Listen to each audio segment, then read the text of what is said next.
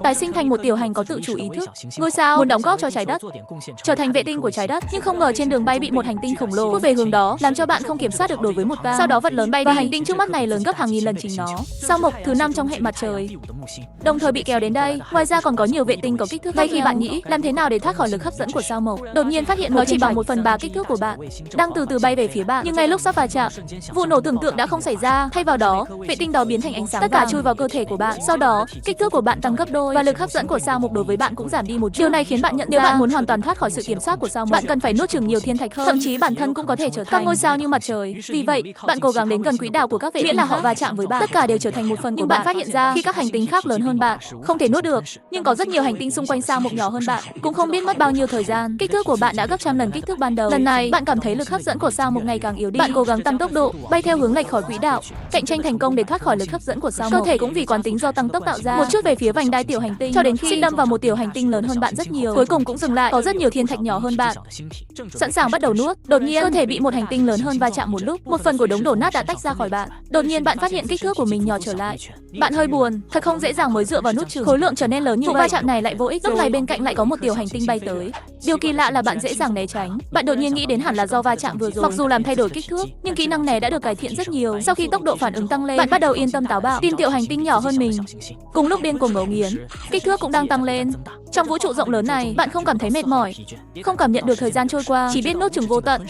Cho đến một ngày, bạn đột nhiên phát hiện kích thước của bạn tương đương với mặt trăng.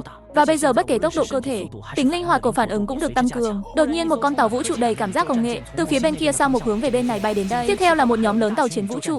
Chúng đi qua sao Mộc và xuyên qua vành đai hành tinh, cuối cùng biến mất khỏi tầm nhìn của bạn. Bạn có chút nghi ngờ, chẳng lẽ trong những năm tháng tự mình nuốt chửng tinh thể này, con người đã tiến hóa đến mức có thể rời khỏi hệ mặt trời, bắt đầu làm nhà ở giữa các vì sao? Sự xuất hiện của tàu cũng khiến bạn có một chút nhớ nhà. Vì vậy, bạn sẽ quay trở lại trái đất khi bạn đến vị trí của trái đất.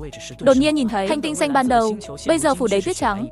Dưới lớp tuyết dày, có thể nhìn thấy một số thành phố đầy cảm giác, nhưng đều là những tòa nhà bỏ hoang. Mặc dù bạn có chút tiếc nuối, nhưng ít nhất những con người đó rời khỏi đây trên những con tàu vũ trụ, chắc là đã tìm được nhà mới rồi. Vì trái đất đã trở thành một hành tinh chết, vậy thì mặt trăng dường như không còn tác dụng gì nữa. Người tham lam nhìn mặt trăng bên cạnh trái đất. Tốc độ hiện tại của bạn hoàn toàn có thể bỏ qua lực hấp dẫn của sao Mộc, còn về lực hấp dẫn của trái đất thì có thể bỏ qua. Vì vậy, bạn bay thẳng vào quỹ đạo của mặt trăng, sau đó song song với mặt trăng, từ từ tăng tốc độ lên gần mặt trăng. Nhưng khi đến gần mặt trăng, bạn để ý trên mặt trăng có công trình của con người. Bạn quan sát cẩn thận mặt trăng, sau khi xác nhận cẩn thận không còn con người ở đây nữa. Vì vậy, bạn bắt đầu từ từ nuốt chửng mặt trăng, nhìn hắn từng chút hóa thành ánh sáng, trở thành chất dinh dưỡng của bạn. Bạn đang đi vào quỹ đạo của mặt trăng, thay thế anh ta trở thành vệ tinh của trái đất. Cuối cùng ngắm nhìn hành tinh mẹ đã chết này. Sau 2 năm rưỡi quay quanh trái đất, cuối cùng cậu đã tìm được mục tiêu tiếp theo, Noxita. Rốt cuộc, trái đất khó tồn tại của con người không còn tồn tại nữa. Vì vậy, ngay cả khi nó nuốt chửng 8 hành tinh trong cũng không sao. Bạn chạy về phía mặt trời, nhìn thấy hành tinh đầu tiên của hệ mặt trời từ xa. Sao thủy lớn hơn mặt trăng nhiều, nhưng đối với bạn bây giờ đã hoàn toàn có thể nuốt chửng. Sao thủy có bề mặt màu xám trắng bởi vì hầu như không có bầu khí quyển.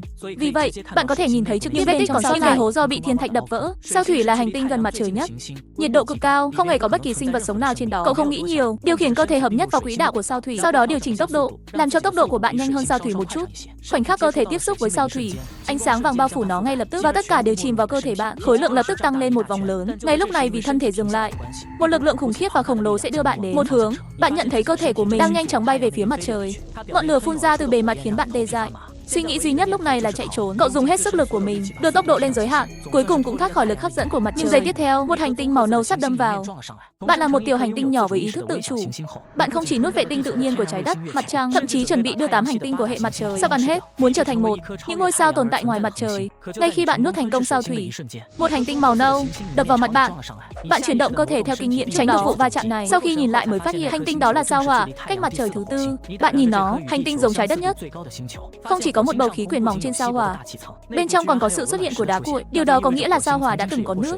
Cũng rất có thể ở đây đã từng xuất hiện sinh quyển, nhưng dấu tích thiên thạch trên bề mặt nơi này từ lâu đã không thích hợp cho sinh vật. Bây giờ điều quan trọng nhất là tăng kích thước.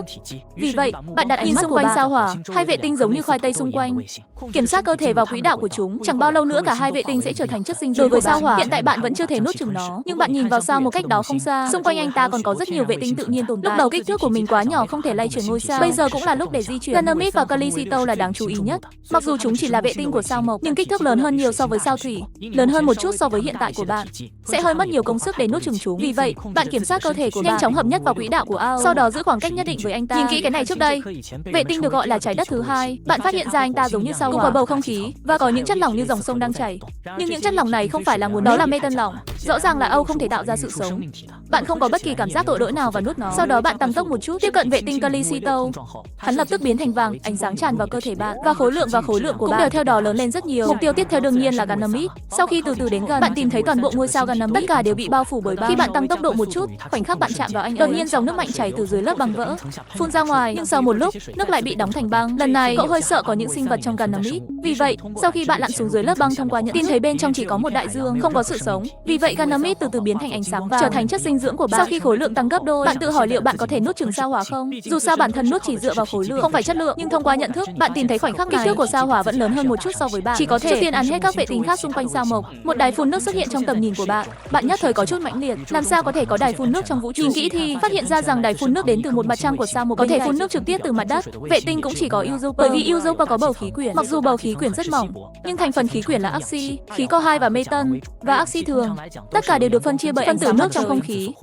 Vì vậy, không có gì ngạc nhiên khi về sự tồn tại của cơ thể sống. Giờ bạn không biết, lần này bạn không trực tiếp nuốt chửng Europa mà là ra khỏi quỹ đạo để tìm các ngôi sao khác. Chẳng bao lâu sau, hàng chục vệ tinh của sao mộc đã bị bạn nuốt chửng và kích thước của bạn cuối cùng cũng lớn hơn sao hỏa một chút. Vì vậy, bạn kiểm soát cơ thể khổng lồ và tốc độ linh hoạt, bay vào quỹ đạo sao hỏa và khi đến gần sao hỏa, bạn giảm tốc độ rồi, không trực tiếp đâm vào. Sau tất cả, bây giờ bạn và sao hỏa đều quá lớn, khó khăn chắc chắn sẽ gây ra thiệt hại. Vì vậy, bạn tự mình tiếp xúc với sao hỏa với tốc độ cực chậm. Khoảnh khắc chạm vào, sao hỏa biến thành ánh sáng chìm vào cơ thể bạn. Đồng thời, kích thước của bạn lại mở rộng một vòng và bạn ngạc nhiên khi thấy rằng sau khi nuốt chửng các ngôi sao, khối lượng và chất lượng của nó sẽ được thừa hưởng. Ngôi sao bị nuốt chửng, ngay sau đó bạn đặt mục tiêu tiếp theo vào chất lượng. Trên sao Kim thứ hai từ dưới lên, nhưng so sánh kích thước của mình vẫn nhỏ hơn nhiều. Trong bầu trời đầy sao rộng lớn, bạn lại nuốt chửng rất nhiều hành tinh. Khối lượng cuối cùng đã bắt kịp với sao Kim. Kiểm soát tốc độ của mình để bay về phía sao Kim, cố tình giữ khoảng cách không xa không gần với anh ta. Bạn sử dụng nhận thức để vào bên trong sao Kim, tìm thấy nơi này giống như luyện ngục thế gian, cả thế giới tối đen, chỉ có một nhà máy điện sấm sét mạnh mẽ nổ ở đây. Thậm chí nhiệt độ bề mặt của nó cao hơn nhiều so với sao Thủy. Trong điều kiện như vậy, chắc chắn không có sinh vật sống nào có thể tồn tại. Vì vậy, bạn không ngần ngại chọn sáp nhập vào sao quỹ đạo và sau đó tăng tốc để chạm vào anh ta. Trong khi ánh sáng vàng, sao Kim khổng lồ cũng biến thành hư vô. Lúc này nuốt đỏ mắt người, trong lòng chỉ có một ý nghĩ, trở thành ngôi sao vượt mặt trời. Và mục tiêu tiếp theo, bạn nhìn vào hành tinh bị bao phủ bởi băng, một hành tinh không còn sự sống. Nó sẽ là mục tiêu tiếp theo của bạn. Nhìn trái đất bị băng bao phủ trước mắt, bạn có vẻ hiểu những gì anh ta đã trải qua. Chắc là sau khi nhân loại nổ ra chiến tranh hạt nhân, kết quả khói bao phủ bầu trời, chặn tất cả ánh sáng mặt trời, khiến cả thế giới bị bao phủ bởi nhiệt độ thấp và tất cả sự sống trên trái đất, tất cả đều đã bị hủy diệt. Bạn dùng ý thức để thâm nhập vào bên trong, tìm thấy ở đây ngoài lạnh, chỉ còn lại một khoảng lặng chết chóc. Rõ ràng người mẹ từng sinh ra cơ thể sống này đã chết hoàn toàn. Bạn có 1 phần biết ơn và 9 phần phấn khích, từ từ va chạm với trái đất. Trong nháy mắt, trái đất rơi vào cơ thể bạn, nhưng kích thước cơ thể của bạn chỉ hơi mở rộng một chút. Nếu muốn phát triển nhanh, hiện tại chỉ có thể đánh ý tưởng về vệ tinh của sao Thổ. Sau tất cả mặt trăng của sao mộc đã bị bạn nuốt chửng rồi. Vì vậy, bạn kiểm soát bay về hướng sao Thổ. Nhưng lúc này bạn ngạc nhiên khi thấy, ngoại trừ sao mộc, sao Thổ, sao Hải Vương đang dịch chuyển vào trong và sao mộc đang di chuyển ra ngoài hệ mặt trời. Rõ ràng là bởi vì sau khi bạn nuốt chửng 4 hành tinh, khiến sao mộc dịch chuyển ra ngoài hệ mặt trời, đồng thời cũng dẫn đến lực hấp dẫn bên ngoài tăng lên. Sao Thổ bị hấp dẫn bởi lực hấp dẫn của sao bắt đầu vào trong, bởi vì khối lượng của sao Thổ quá lớn, cho nên độ lệch không nghiêm trọng. Sao Thiên Vương và sao Hải Vương bị lệch nhiều hơn. Thêm vào đó, sao Thiên Vương và sao Hải Vương gần nhau hơn, lực hấp dẫn của sao Thổ đối với chúng cũng tăng lên. Hai ngôi sao khí khổng lồ này bị hấp dẫn bởi lực hấp dẫn của sao mộc và sao bắt đầu tiến về phía sao mộc và sao Thổ. Nếu như thế này, sao Hải Vương và sao Thổ sẽ va chạm. Đến lúc đó sao Hải Vương chỉ có thể bị sao Thổ xé nát và nuốt. Nếu sao Thiên Vương và sao Hải Vương va chạm thì tốt thôi. Rốt cuộc, khối lượng và bản chất của chúng về cơ bản trong trường hợp này, không ai trong số họ chỉ có thể cùng nhau nổ biến thành từng mảnh là có thể nhặt. Ngay khi bạn đau đầu, một giọng nói lạ vang lên trong đầu bạn.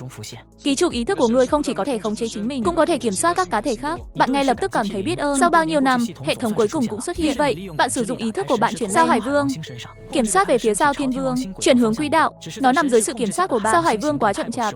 Nếu như ý thức dùng trên người mình, tốc độ của bạn có thể nhanh đến gần tốc độ hấp dẫn của hệ mặt trời. Cũng được, bây giờ không cảm thấy thời gian trôi qua.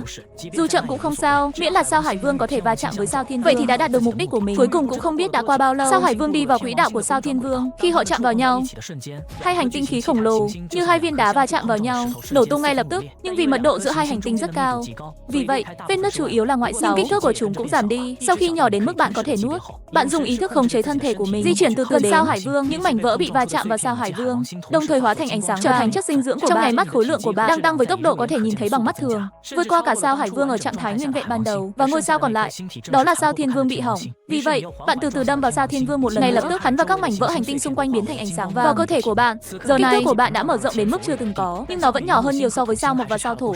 Bây giờ nó đã bị nuốt chửng rồi. Trong số 8 hành tinh của hệ mặt trời, bây giờ toàn bộ hệ mặt trời chỉ còn lại sao Thổ, mặt trời và sao mộc. Nhưng dù vậy, khối lượng của 6 hành tinh cộng lại vẫn không lớn bằng sao Thổ. Chưa kể với sao mộc, Big Mom đầu tiên trong hệ mặt trời. Ngay khi bạn nghĩ rằng bạn có thể sử dụng nó để chống lại cách của sao Hải Vương để đối phó với sao Mộc. Sao Thổ đã nhận được cảnh báo từ hệ thống. Cảnh báo ký chủ, thần sứ sắp sụp đổ.